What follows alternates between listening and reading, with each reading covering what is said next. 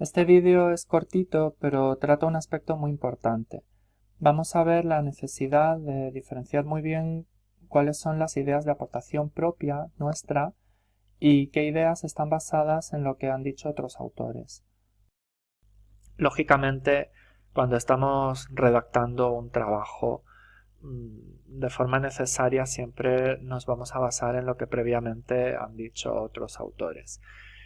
Y en estos casos, pues como no podía ser de otro modo, tenemos que citar nuestras fuentes para dar crédito a esos autores. Es importante que tomemos conciencia de que el hecho de citar mucho en ningún momento menoscaba la calidad de la aportación de nuestro trabajo. Al contrario, lo que dice es que hemos sido capaces de explorar más bibliografía y de, bueno, pues aunar esas distintas ideas de autores para crear un estado de la cuestión más rico.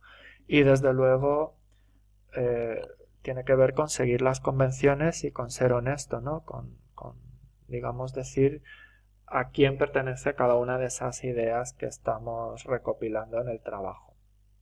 Ahora bien, si es importante reconocer cuando una idea no es nuestra, sino de otra persona, igualmente importante es tener cuidado con no atribuir erróneamente una idea a un autor que no es realmente lo que se está diciendo en su artículo o en su libro o el tipo de trabajo que sea.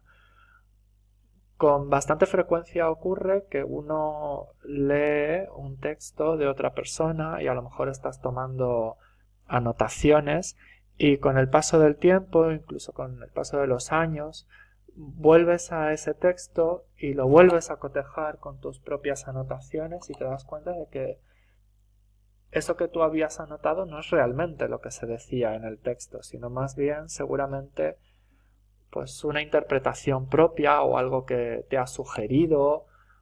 Bueno, pues en esos casos habrá que utilizar fórmulas a la hora de redactar adecuadas para dejar claro que eso no es literalmente o realmente, no literalmente, ¿no? Pero no es en ningún momento el fondo de lo que decía el autor, ¿no? Sino que pues a lo mejor podemos decir la idea planteada por fulanito sugiere, o es decir, utilizar algo, a lo mejor un verbo o una expresión apropiada para que se vea que en realidad pues eso es más bien una interpretación que nosotros hacemos a partir de ese autor, de lo que expone ese autor en su propia obra. Y por otro lado, está claro que pues también hay que dar relevancia a nuestra propia contribución, ¿no? Es decir, por supuesto, dependiendo del nivel académico en el que estemos, pues no es igual una tesis doctoral, ¿no? Donde lógicamente sí que se espera que hagamos una aportación propia mucho más original, pero si pensamos, por ejemplo, en asignaturas de grado, no tenemos que descubrir nada nuevo, desde luego, pero sí que de alguna manera lo que se espera es que podamos expresar de forma crítica cuál es nuestra propia opinión ante las ideas que hemos leído en otros autores.